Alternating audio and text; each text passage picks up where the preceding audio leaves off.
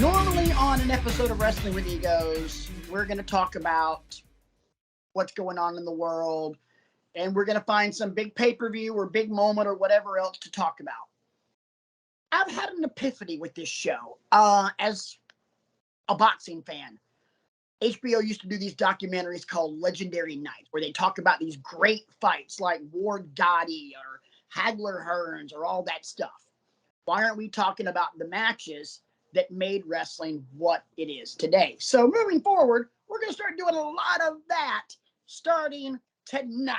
Welcome to Wrestling with Egos, however you are listening to us or watching us, whether it be here on the YouTubes or any of the 1, 2, 3, 4, 5 major podcasting platforms: Anchor Podcast, Apple, Google, Spotify, or Amazon. Hi, Jeff Bezos. Thank you so much for making this episode of Wrestling with Egos part of your wrestling infotainment, because we are the worldwide leader in sports infotainment, as we said last week. Again, my name is Patrick. Welcome to the show. I'm joined, as I am each and every week, by my best friend in the entire world. He is a fellow wrestling fan. He is our intellectual savior of this show and a fellow Virgo, my buddy Brian. Brian, happy birthday, buddy. Hey, thank you, sir. It's always good to celebrate with the good people of Wrestling with Egos. Yeah, I'm excited for this new direction for the show. I think, I brought up in the chat during the week how you're basically taking an idea that we've had, in the infancy of the show with the homework assignments, and you're kind of pivoting it to make it a focal point where it's not so much give it a grade, that kind of thing, but we're talking about impactful matches. And I don't think we're going to be talking about your usual suspects here either. We want to try and unearth some things that maybe you never thought about. We want to try and showcase the matches that aren't always showcased. So while, yes, Ricky the Dragon Steamboat versus Randy Macho Man Savage from WrestleMania 3 is a wonderful match and obviously deserves all the honor we can bestow upon it, it's been done. I would argue that the match we're talking about tonight hasn't been done that much, and I'm really excited for the direction we're going to take it in.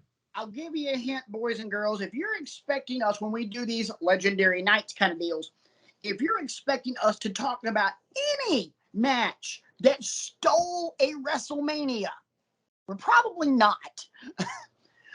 There will be no talk of Shawn Taker from WrestleMania 25. There will be no Shawn Jericho from 19. There will be no Savage Steamboat. So, yeah, but we are going to go off the beaten path. There's probably going to be a Ricky Steamboat match here and there, because I've got a few on my list. But tonight, we are talking about from July of 2014. Keep in mind, boys and girls, this is just before, there's 2013. Thank you, Brian. This is just before the launch of WWE Network. This is just before NXT arrival. We're going to be talking about Sami Zayn and Antonio Cesaro, 2 out of 3 falls on NXT. We'll talk about the match and why here in a few minutes. But I have a question for you, my dear best friend, my birthday boy, as we are both celebrating birthdays this week. Brian's is just today. Let me ask you a question. Let's rewind and say this is January 1st of this year. On a scale of 1 to 10, January 1st of this year, how excited are you to be a wrestling fan? If you take me back to New Year's Day of this year, I would probably tell you a solid 6.5. Agreed. To be a wrestling fan. And we're not just talking about one promotion here when you ask me this question. We're talking about the whole broad spectrum of it. Because in January, you look at where, we'll call them the big two right now. You look at where AEW was and the goodwill and general positive feeling they were riding on. and you looked at the morass that WWE was at the time, because, for reasons that we've already talked about, we're not going to get into them because we all know what's happened since then. Right. I would tell you, and the reason for the 6.5 is I know I can tune into AEW on whatever show, whether it's Dark or Elevation or Rampage or Dynamite, and find a quality match or two to sink my teeth into. Right. And maybe WWE is able to pull one out of somewhere, but by and large, you were getting retread, the same 6 or 7 people, and on and on and on. Right. Well, let me How ask about you? I'm not even At the time. I'm not even a 6.5. I am enjoying AEW in January of this year, but I am so disenchanted with WWE. I'm watching it. Well, actually, no, I'm not watching it. I'm not watching Raw. I've talked about it on this show, ad nauseum. First part of this year, I don't watch Raw. Raw is god awful. SmackDown's barely watchable, and the only reason SmackDown's watchable is what the hell they were doing with Roman. WWE's product was shite. Bottom line. So, 5? 4.5? Fair. I'm going through the motions. I'm in a toxic, abusive relationship, but I'm keeping it together because it's all I know. Let me ask you a question. So it is September 17th of 2022, 9 months and 17 days removed from where we just were. On a scale of 1 to 10, how excited are you to be a wrestling fan right now? A lot can happen. Life comes at you fast, people. And, I used the term a couple of weeks ago of sea change, in both directions, because now you look at what AEW is doing, and I feel like they're at a point now where they got to tread a little lightly, because some of their tentpole performers are either gone, injured, and about to be gone, or suspended for a while until everybody cools off. And they're looking to establish guys that maybe should have been carrying the torch all along. Jericho, Danielson, Moxley, Lucha Bros, et al., to try and, right the ship. Don't forget Peter Avalon. Of course not. How could we forget him? He's that trusted utility player that you go to, because you need guys like Peter Avalon to run a good promotion. I'll leave it up to you, boys and girls, to figure out whether I'm kidding or whether I'm serious. By the way, you can get in touch with the show at Wrestling X Egos on Twitter, and you can tell us whether you think I'm serious or not. And then, I mean, you look at all the litany of things that have happened in WWE since Vince left, and Triple H and Stephanie and Tony Khan, or Nick Khan, excuse me, assume their new roles. You look at the focus on new and upcoming stars, and you still look at what they're doing with Roman and all of his, cohorts, and you look at how they're establishing all of these people again from NXT and what they're doing in NXT to get you excited about it. I mean, I brought up with you earlier today Solo Sikoa, and how I love how when he debuted on SmackDown a couple of weeks ago, they showed you a video package that included stuff from NXT, so you could see, why should I care about this guy? What's his skill set? What's his style in the ring? And then they've backed that up with his performance in the ring, and now he's the North American champion, oh, by the way. Right. So there's a lot to be excited about across the board, and if I'm going to put a value on it, only because of the drama that's going on in AEW lately and how there's no resolution in sight for most of it, I'm going to go 9.5. I'm the same. I don't ever think I'll be a 10. This is kind of one of those things where, like, there's no such thing as a perfect score. Yeah. So for me, yeah, it's, the best I'll ever give it's a 9.5. And yeah, I'm there right now, because right now, at its absolute best, neither promotion can do anything wrong. I mean, people are going to bitch and moan about Roman being the top guy for over 700 days, and people are going to bitch and moan about Roman being the number one guy on the PWI 500. By the way, shut the hell up.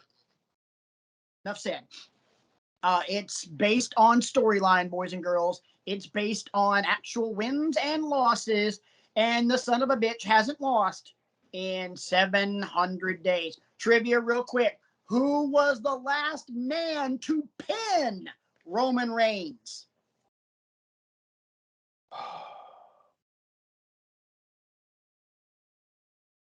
Remind me when he took his COVID leave. Was that? It was before WrestleMania New York, so before WrestleMania 29. I mean, no. 37. 37, yeah. Because that's when he came back and faced Drew. It's not Drew, by the way. I know it's not Drew. This is wrong too. I'm gonna say Sheamus. Corbin. During the dog food thing. Oh my God. We've come a long way, baby. That was the last guy to pin him in a single contest. That was like Christmas of 19. They were doing stuff. Yeah. Man. Yeah. Anyway, so and if we were going to do a deep dive on I don't have the list in front of me. I had disagreements with where guys were further down the list. I felt like there were some people that were ranked a little too high, and other people I would have put up higher. But that's minutia that probably people aren't interested in. Hang on, babe. You know what I'm holding right now? A big fat cup of nothing, because I don't see anything.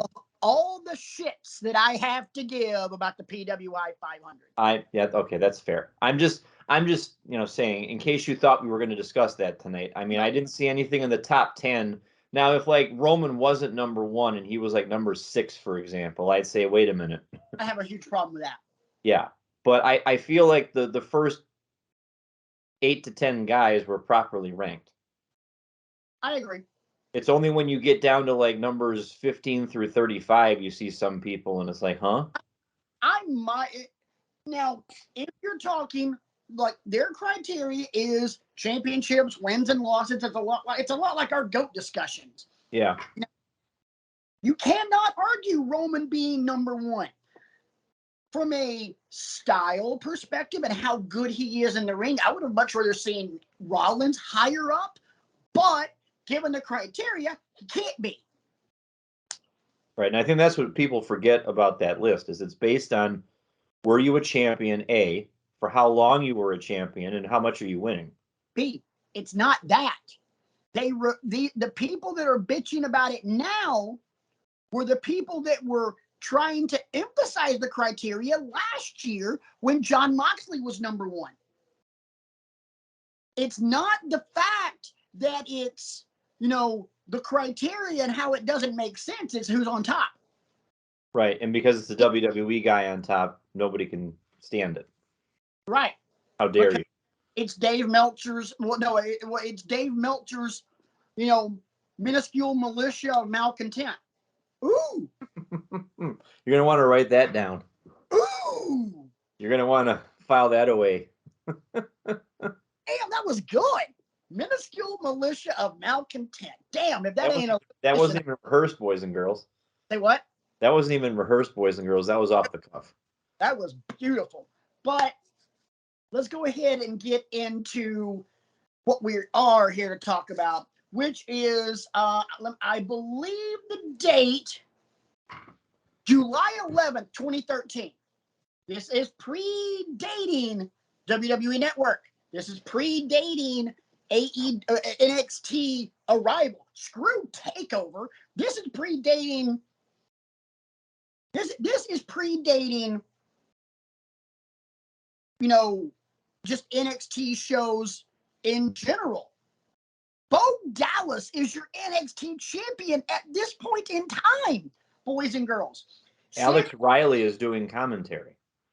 Oh yeah, Alex Riley's doing. Oh my God, Yeah. That was one of my quibbles when I wrote notes down about this match. I'm like, why is Alex Riley on commentary? Regal is doing commentary. What?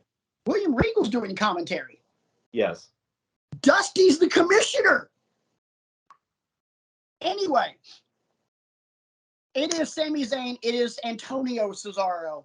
Sami Zayn has just debuted in NXT. His first night in, he scores a victory over Cesaro. They trade barbs and jumping each other in the ring, and then we get this 2 out of 3 falls match. Cesaro wins it. Spoiler alert. Sorry. But that's not the reason we're talking about it. This is the match that puts NXT on the map. If we talk about the grand timeline of wrestling, and if we're talking about the grand timeline of just NXT, this might be the very first major push pin on the little timeline. This might be the very first one. Because, okay, yeah, Rollins is your first NXT champion. You know, Big E beats him. Bo beats him. So many other people that came out of NXT were here. Paige becoming women's champion. Blah, blah, blah, blah, blah, blah, blah. This is where, before we even talk about the match itself, this is my own personal, this is wine. We're talking about this. As most of you guys know, I've talked about it in the past. My friend Guillermo was an intern while a student at Full Sail. He was an intern with NXT. He was doing a lot of their social media, and he and I always talk wrestling. And he told me, he kept telling me, you've got to watch NXT. You've got to watch NXT. I should listen to the guy because he was the one that was hounding me about watching Breaking Bad, and I finally did it. And thanks, by the way. So I was like, he said, I'm like, it's developmental. Who gives a damn? He went, no, you need to watch it. This is great stuff. The in-ring product is great. There's some people here that are going to be noisemakers in 3-4 years. I promise you. Start watching it. This was the very first show I watched. I literally texted him and tweeted to NXT, okay, now you have my attention. And from that point, I didn't miss a freaking show until it turned into NXT 2.0. I was, hey, what's your favorite promotion? Is it WWE or is it AEW? It's NXT. Right.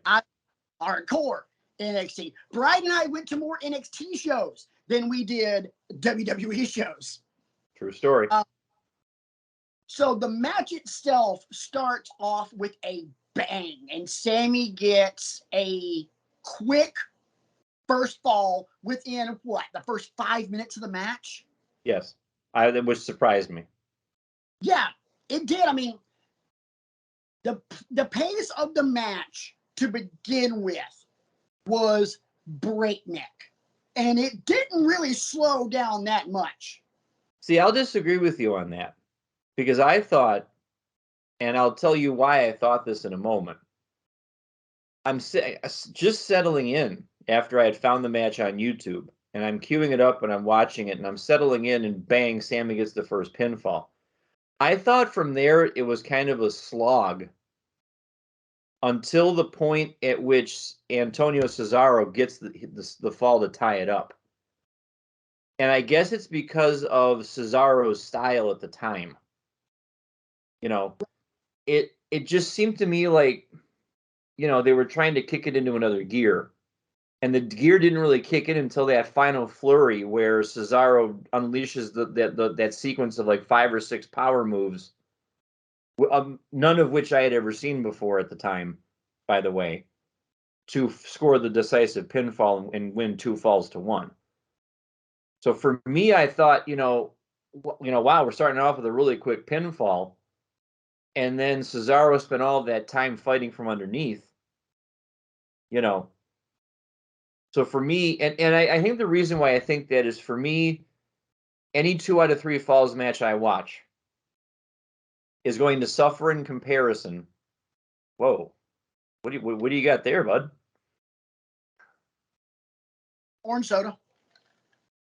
In a beer stein. Maybe. Okay. I can see what a taxing discussion this is for you then, if you got to break out the beer stein for the orange soda. I'm drowning my sorrows. Did you see the Auburn game? Oh my goodness. Anyway, Did you any see the 2 out of it game? any 2 out of 3 falls match for me is going to suffer in comparison to Austin Triple H 3 Stages of Hell. Shit. I can tell you two out of 3 falls matches that make that one their bitch. Sasha Bailey, Yeah. Flair, and Steamboat. I Don't bring me 3 Stages of Hell. Get that shit out of here. So, I mean, and yeah, I will stipulate those two to you also. I mean, and I suppose I shouldn't do that. I suppose I should look at every match on its own merits and then say, okay, that's not what they're trying to do. They're not trying to be Flair and Steamboat. They're not trying to be Austin and Triple H. They're not trying to be anybody else. Right, and you can't even, and honestly, I don't think you can fairly look at a 2 out of 3 falls match and compare it to every other 2 out of 3 falls match, because it's still just a wrestling match. They just have to beat them twice instead of just once. It's not like you can compare every ladder match, TLC match, Hell in the Cell match, War Games, etc., etc., etc. This is just a straight up wrestling match. You just gotta win 2. 2 of them, yeah. I mean, so yeah, a little strategy comes into play here, but it's not like it's tangibly different.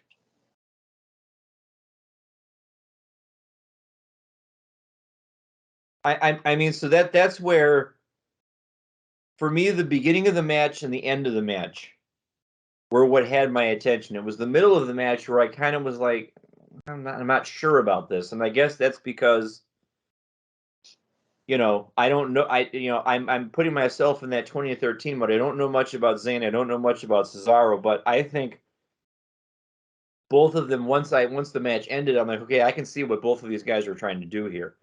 Sami Zayn's trying to present himself as this guy who can take a ton of punishment, number one, come back from it, put the other guy on the defensive, and make you feel, which is something that we've talked about before on this show too, about the best baby faces are the ones that make you feel.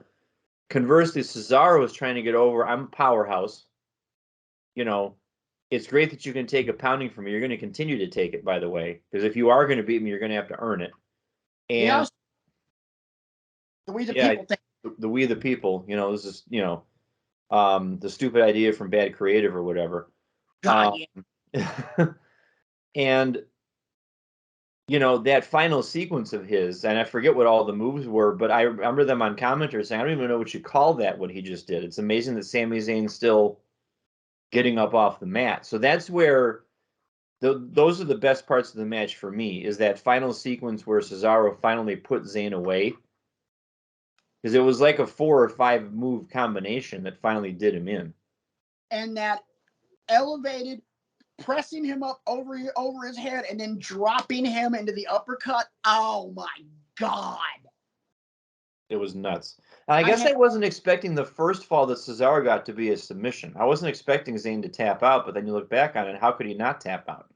Right. It was self-preservation at that point.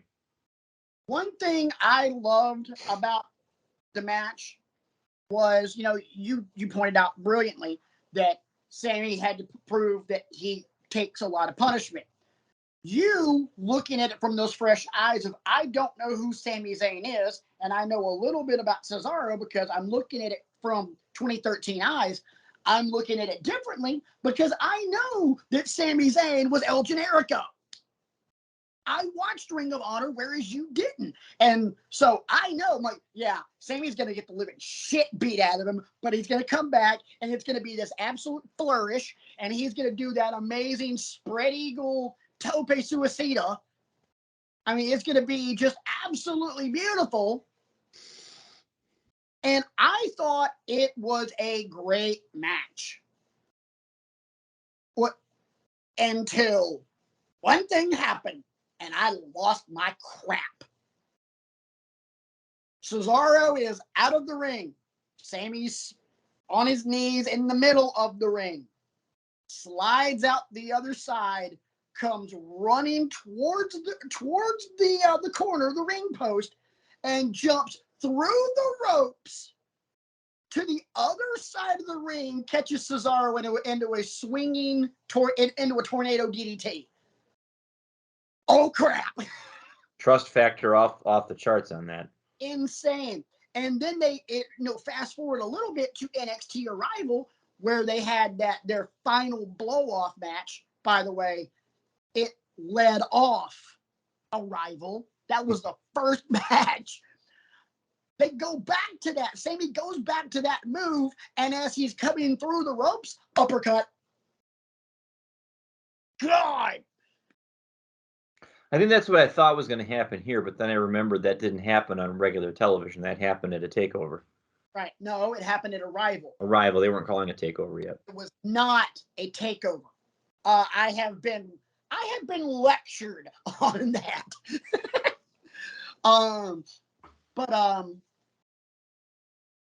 For me, this not only was a match where it was start, stop, it was that,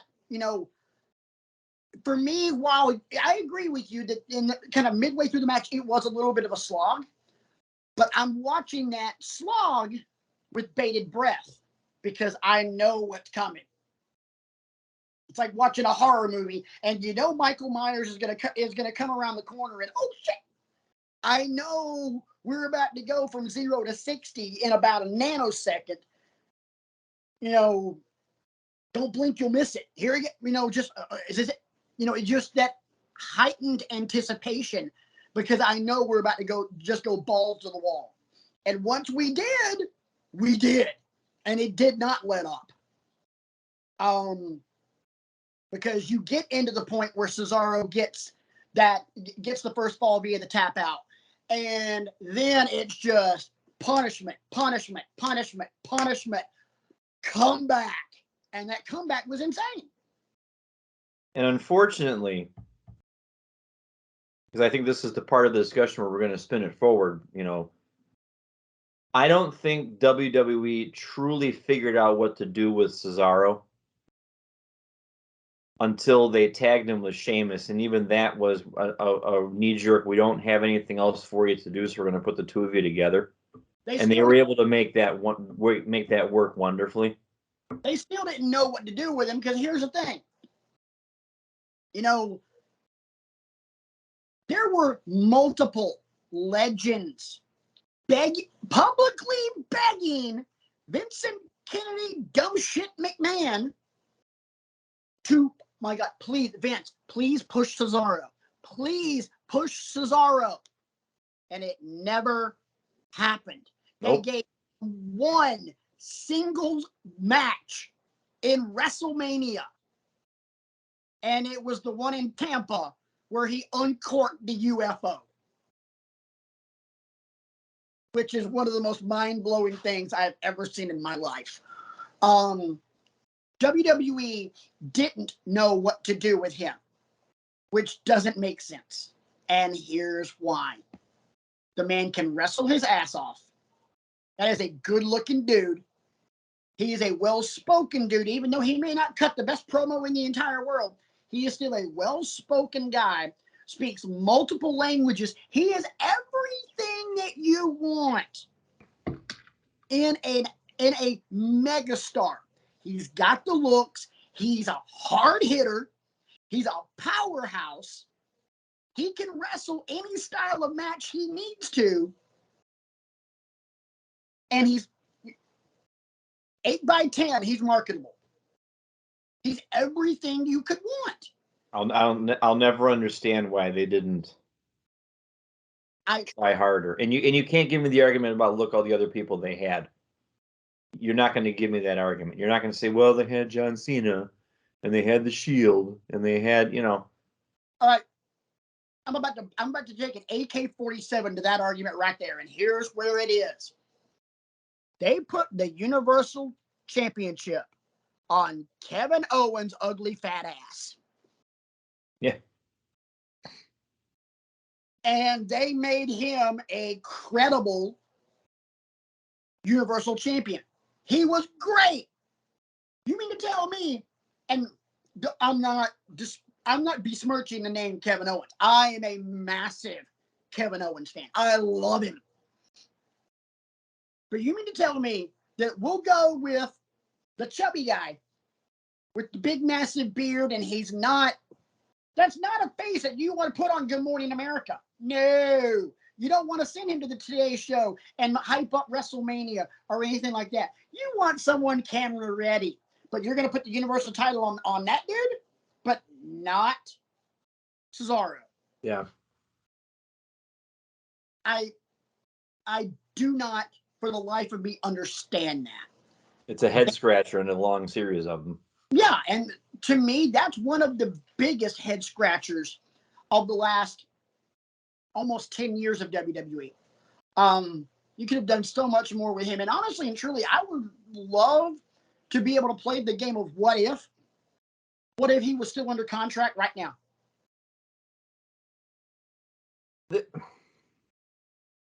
He'd still get lost in the shuffle. He'd have been jobbed out to Roman by now. He was jobbed out to Roman, sorry. With Triple H? No, he wouldn't have. Oh, well, yeah, but I'm talking about, I feel like they did give him a run at Roman in 21. Yeah, and they did, and he absolutely knocked that fucker out of the park. Right, but still lost, and okay, that was it. Okay, that was your shot, bye. Yeah, they treated him as cannon fodder for Roman, but if we go back and look at the match, it was freaking gangster. It was a great match. But, like I said, Vincent Kennedy, dumb shit, McMahon. I mean,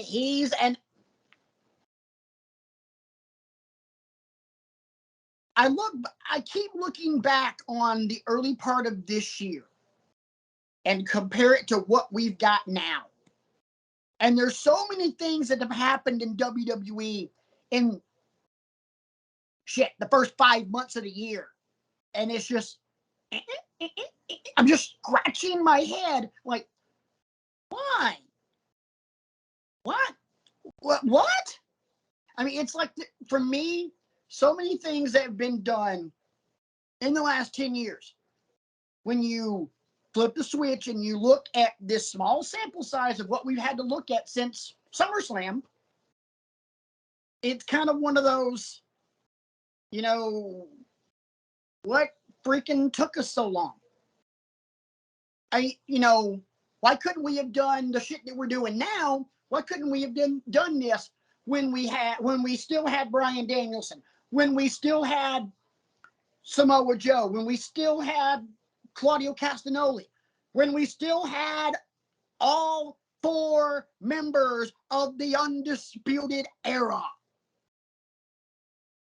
I mean, my God in heaven, could you imagine what WWE could do with Undisputed Era right now? I got an idea. They're the most credible threat the Bloodline would have ever had. Oh, yeah. And they could do some damage. And Cole could even be the guy that ultimately takes the title off of Roman. I mean, you could have built him up to that point. And the thing is, you could have done it either way. You could have done it with UE as the baby faces, or you could have turned Bloodline face. Yeah. You could have done it either way. And then you could have either gotten the boo Undisputed Era, or you could have gotten him with the title belt around his waist in the middle of the ring. Adam Cole, baby. You could have gotten it either way. Yep. So for me, there's so many head scratching things that have happened when you kind of look around the landscape of wrestling. It's just in WWE, and you're looking at WWE in a vacuum for the last 10, 12 years. You look at matches like this. You look at all the matches, all those amazing matches that we've got out of 31, 32 different NXT takeovers before they flipped over to, NXT crap shit 2.0.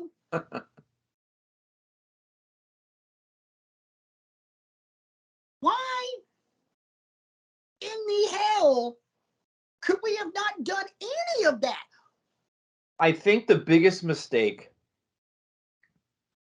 that, and I'll say creative collectively on SmackDown and Raw ever made, is we're going to act like what you did in NXT doesn't matter.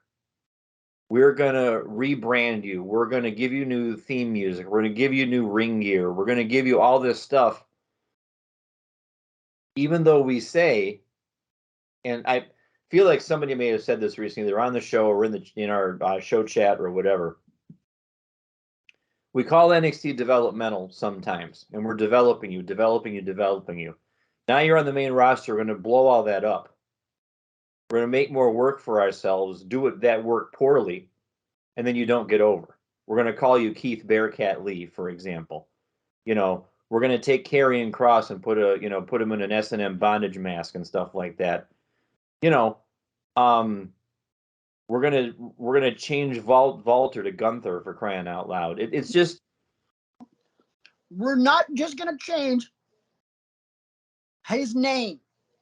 We're gonna change Marcel Bartel, and we're gonna name him Ludwig Kaiser, which was the name of a Nazi commander. We're also going to almost give Gunther the name Gunther Stark, which was a German U-boat commander. Yeah, it's almost like they're trying to shoot themselves in the foot all the time. Boys and girls, this is the same company, and yes, I'm holding a piece of popcorn. This is the same company that didn't do their due diligence, and I go back to this all the time, but it's just egregiously terrible. This is the same company that didn't do their due diligence enough to know not to name the team of Paige, Becky, and Charlotte the Submission Sorority, because that was the name of a porn site. Yeah, it's just Triple H and the people that he's having, Shawn Michaels and all them that are making decisions now creatively are just, every great decision they make just makes the other decisions made by the past folks worse and worse and worse. Mm-hmm. And it's because of the arrogance of thinking, well, this way's worked for 40 years, and it's, you have to evolve, you have to adapt, you have to grow along with your audience, and your audience doesn't like the same things that the audiences from 1986 liked. I think that's a lot of what this boils down to. I completely agree. You also can say that what works now isn't even what worked in 2006. Correct. And not a lot worked in 2006 either, by the way. Yeah. Let's go back to this match, and I wanted to drop a little informational nugget on you. We mentioned his name earlier. I make fun of him a lot because I think he's one of the least credible people in all of wrestling. Dave Meltzer. Take a wild guess what Dave Meltzer gave this match. The match that put NXT on the map.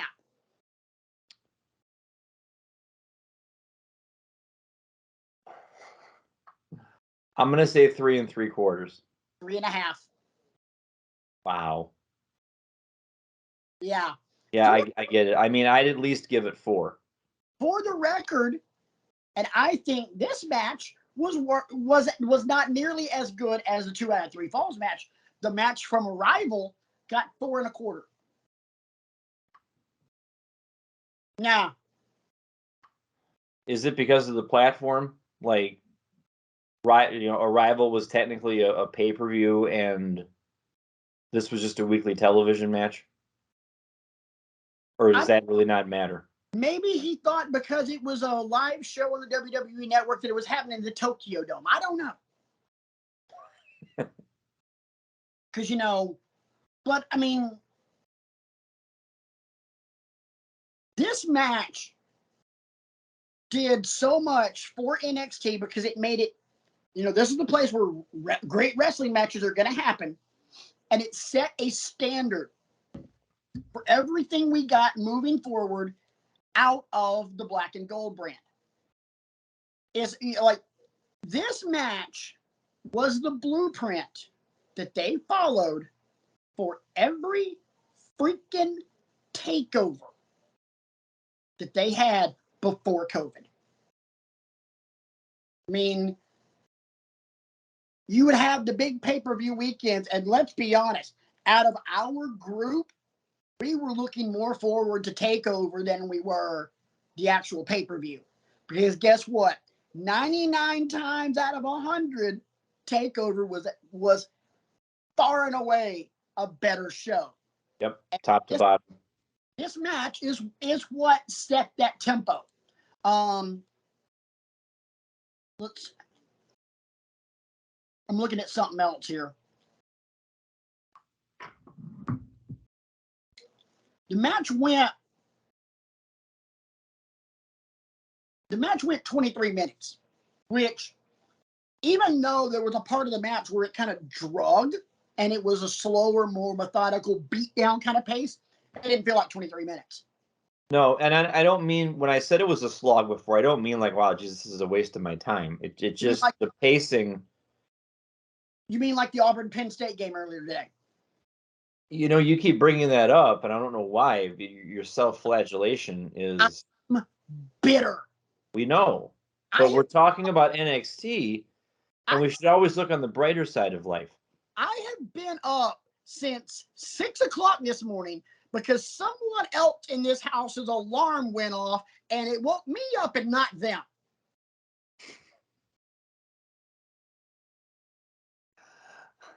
So, said person that will not be named just yelled from another room, "I said I was sorry, damn it."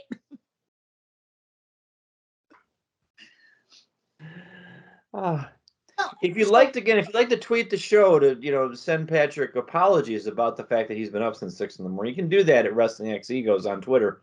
You can even tweet me directly at Rant Mode On. Here's what you can do. You can wish me happy birthday because my birthday was on Tuesday. Even though Brian's is today, mine was. Don't forget about me, guys. You can extend your condolences over the fact that I lost sleep. You can extend your condolences over the fact that I cussed like a sailor over Auburn getting the living shit beat out of them by Penn State. You can also extend your condolences because my beloved alma mater, Jacksonville State, got the pimp hand from Tulsa today. I think it was like 70-3. Yikes. Yeah, like I said, pimp hand. What did the five fingers say to the face? Yeah, it has not been a good day in the world of sports for your boy, with one exception. Damn it, the Braves won. I knew that was coming. It's okay, though. The final just came across the Wrestling with Egos news desk. Ohio State 77, Toledo 21. Oh, screw y'all. Taking care of business. On to the next one. Yeah. But I think, getting back to this match, I think this match actually does a better job of establishing Sami Zayn, because I feel like this is what he rides into finally becoming the NXT champion, is it the next year? And then that's when Kevin Owens debuts and, gives him the pop-up powerbomb on the ring apron after hugging his best friend, quote unquote, because this kind of starts Sami's march to try and capture the title. Yes, it does. Because he has this, then he has the match at Arrival. He has a match at Arrival. At Arrival, Adrian Neville beats Bo Dallas in the ladder match to become champ. He at the very next takeover, he has a one-on-one match with Tyler Breeze. The next takeover, which was Fatal 4-Way, Neville beat Sami, Tyler Breeze, and Tyson Kidd in the main event for the title. And then Our Evolution was the next pay-per-view, and Sami beat Neville for the title then. And that was the night that Kevin Owens debuted. They hugged in the middle of the ring at the very end, and then Kevin powerbombed him into the apron. Which was also supposed to be the beginning of the end of Sami's NXT run. Had Sami not blown his shoulder out when he challenged John Cena on Raw in Montreal, Sami was going to lose that rematch to Kevin, and then or Sami was going to lose the title to Kevin and then get called up. Okay. Sami was next, but because he blew his shoulder out, they had to flip the script and everything else. And ironically enough, Kevin Owens ended up being on the main roster before Sami did. Because think about this, and the wrestling gods took care of us on this. If Sami doesn't blow his shoulder out, who debuts against Shinsuke Nakamura? Well, who does Nakamura wrestle in his NXT debut is what I was trying to say. Am I supposed to guess or? No, that's rhetorical. Okay. I mean, because they would have found somebody, but no, it would have been great, but I don't think it would have been as great because not only did we get the absolute magnificence of a Shinsuke Nakamura debut, but we got the farewell of Sami Zayn. Yeah. All at the same time. I'll still never forget that night. Nakamura's coming to the ring and Brian's blowing my phone up. What the hell is this? I'm like, no. Just wait. Just wait, buddy. What are we doing? What is this guy doing? I'm like, just go with it. Just let it wash over you. Yeah. Give it time. He came around by the end of the match. Oh my God, this is great. Yes, he did. And do you remember what my response was? It was 2 words. Was it told you? Uh-huh. Yeah. Told you.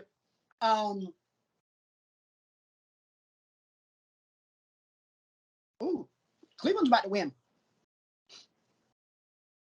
Sorry. And you know what? It's mid-September. It's baseball season.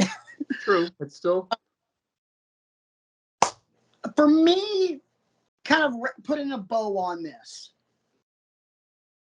I don't think that NXT has as fast of a massive impact as it does without this match. Because you need matches like this. You know, any promotion that wants to be something has to have matches like this in their infancy to start the word of mouth, start the buzz, start the train rolling.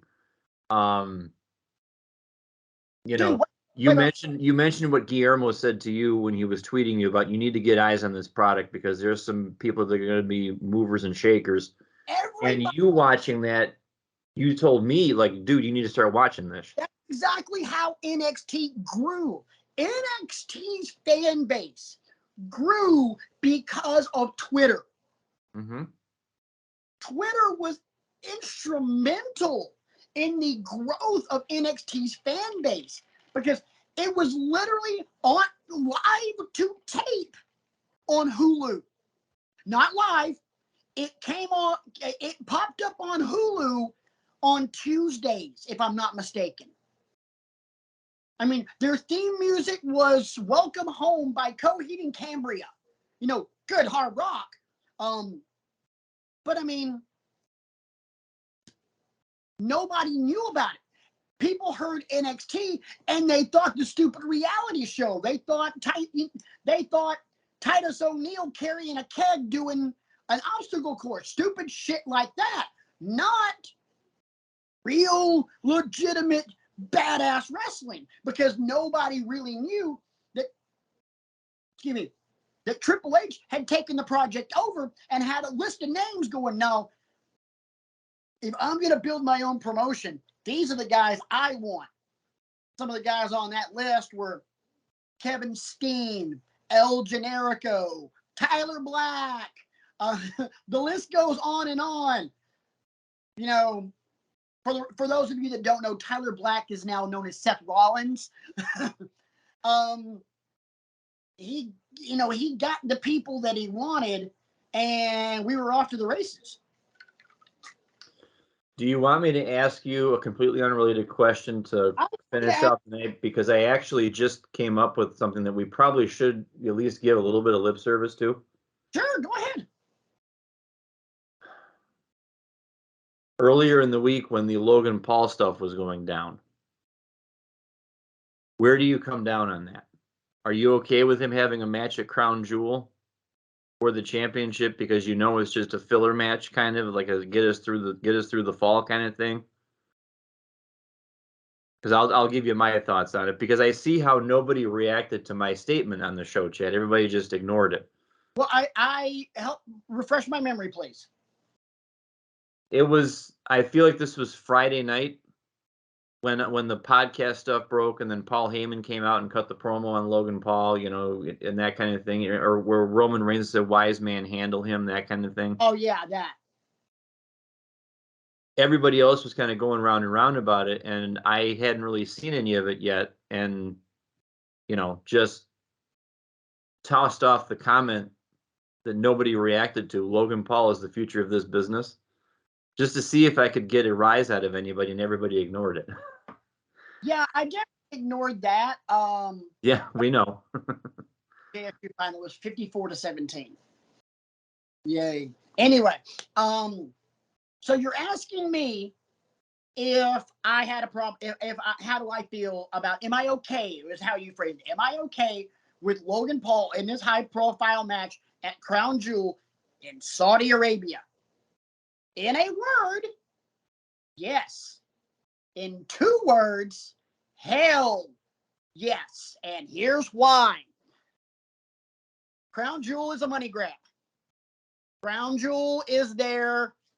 I do not take Crown Jewel seriously, even though the last Crown Jewel was actually really damn good. Think about some of the other horse shit that we have had at Crown Jewel. We got Cain Velasquez and Brock Lesnar for the title once. We got Goldberg and Undertaker. Goldberg almost killed the Undertaker in Saudi Arabia. Yeah. For me, Logan Paul, the 2 times that he has been in the ring, he has been more than passable. He is taking this shit seriously. About as seriously as Pat McAfee does. About as seriously as Bad Bunny took it. And for the record, those 3 celebrities take this shit about as seriously as anybody else that's a constant part of the main roster, or even hell NXT. They take it seriously. So, 1, I don't have a problem in terms of that. I also don't have a problem with it because is there a bigger name on the WWE roster than Logan Paul? And I don't mean in wrestling. I mean in general. No. Nobody in wrestling has as many followers on social media as either Logan or Jake Paul. He is going to bring eyes on product, ladies and gentlemen. And when your eyes on product are going to be in an event in a foreign country that's paying you billions upon dollars to do this, you want all the eyes you can get. I personally think the idea of putting Logan Paul in this match, 1, yes, he is filler for Roman. It gets us past another month. And 1 month at this point, I am looking at it this way. If I'm Triple H, I get through this month, I am 1 month closer to WrestleMania. Because if the stars align, you're going to get 1 of 2 things. The stars align, you get Dwayne Johnson. you get The Rock versus Roman.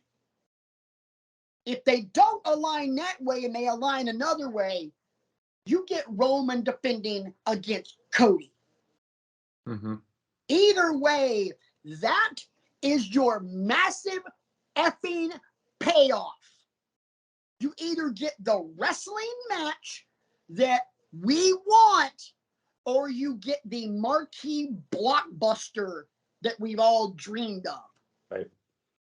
For the record, wrong answer to that. So, yes, Jake Paul, big name, lots of eyes, 1 month, one more month taken care of. So I have to worry about feeding Roman less. Yeah. Get me to WrestleMania.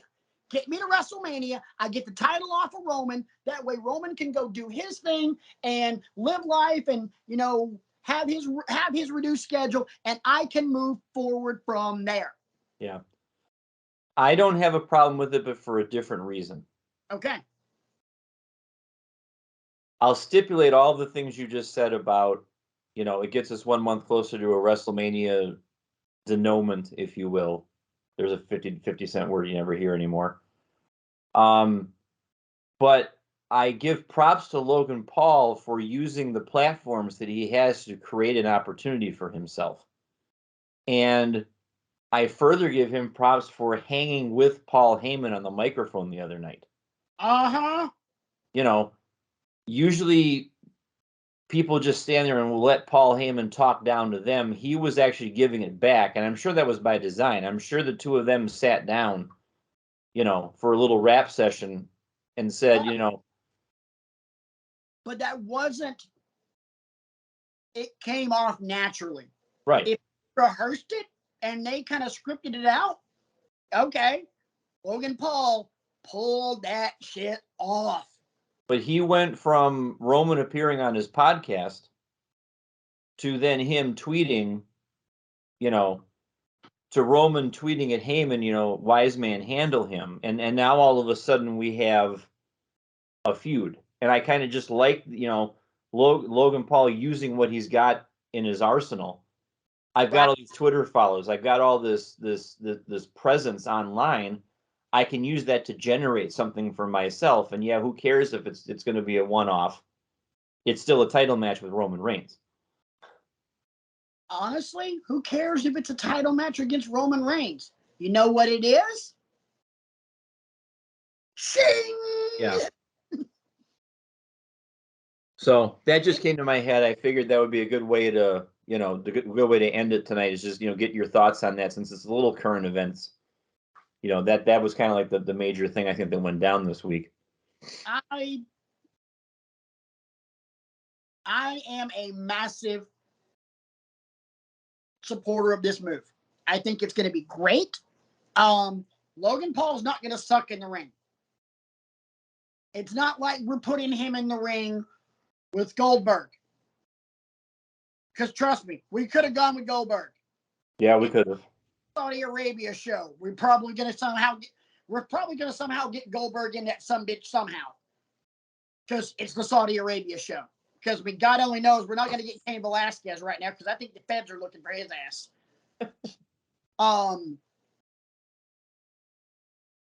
I think it's great.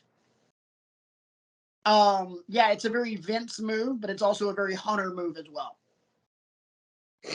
And Logan Paul is the type of person that garners that attention. I think it's brilliant. And I was going to say something else and I completely forgot it, but I dig this. I dig where we're going.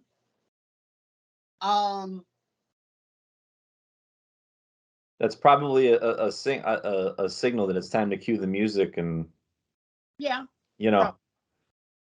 because did I mention that I was up at 6:00 this morning? You did, and that's our cue right there, ladies and gentlemen, to thank you very much for making Wrestling with Egos a small part of your wrestling infotainment week. We appreciate you, however you're consuming us, whether it's on all of the myriad platforms that Patrick mentioned earlier, Google, Spotify, Anchor, YouTube, and now welcome Amazon. We're glad we're here. You forgot Apple. Oh, Apple. All the different ways. There's just so many ways you can get to us. You cannot forget Apple. Their CEO, Tim Cook, went to Auburn. 1,000 apologies. Auburn got the living shit beat out of them by Penn State today. No. And to those of you watching on YouTube, we appreciate you also. And Intergalactic Radio, because you've been down since day one. We appreciate that. Yes. Yes, very much so. Tweet us. Brian's at BCrigo15. I'm at Rant Mode On. The entire show is Wrestling X Egos. What do you guys want us to talk about next week? Give us a match. I got a couple in mind already. I'm sure B's probably got a couple. Bounce some ideas off of us. We don't care. You know, it could be NXT. It could be WWE, AEW. Hell, World Class Championship Wrestling. I think Brian, how many matches from World Class have you watched? In their entirety? Yes, in their entirety. How many matches from World Class Championship Wrestling have you watched? 0. I mean, I watched the documentary, when it came out, so I know people that were in it, but I have never seen a WCCW match in its entirety. I know the Freebirds were down there. I know the Von Erichs were down there. I know that there's probably some other singles guys that I'm forgetting about. Junkyard Dog, I know, was down there. Bang Bang. Oh yes. Cactus Jack was there. Cactus Jack.